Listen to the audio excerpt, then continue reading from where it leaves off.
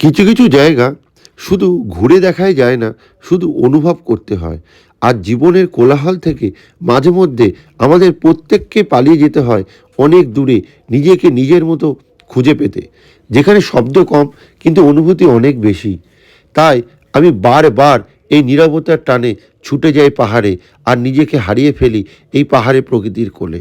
তাহলে চলুন আজকে আপনাদের শোনাবো এক ম্যাজিক্যাল শৈল শহরের গল্প। ঝাড়খণ্ডের এক অন্যতম হিল স্টেশন এবং ছোটনাগপুরের রানী ম্যাজিক্যাল নেতারহাট। এই নেতারহাট ভ্রমণে আপনারা সারা বছর চলে আসতে পারেন খুব সহজেই রাঁচি স্টেশন থেকে, বা রাঁচিতে নেমে 3 থেকে 4 ঘন্টার মধ্যে পৌঁছে যাবেন।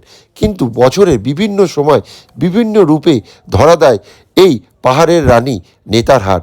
হোটেল প্রভাত বিহার, এটা হচ্ছে ডিলাক্স, এটা হচ্ছে জেটিডিসি থেকে পরিচালিত।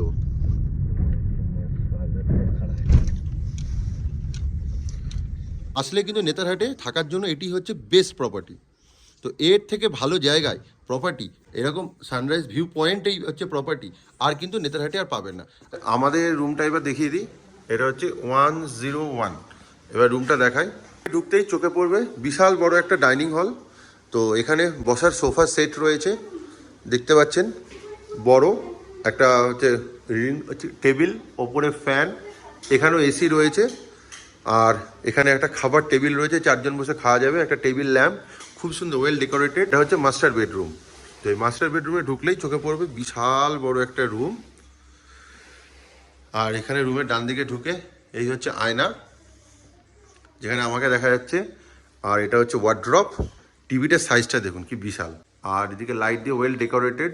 এই রুমেও রয়েছে এসি, এখানেও একটা কাউচ রয়েছে বসার, সোফা, এটা কিং সাইজের বেড, আর এখানে একটা ওয়ার্কিং টেবিল, ল্যাম্প সবই আছে। এই হচ্ছে রুমের কন্ডিশন।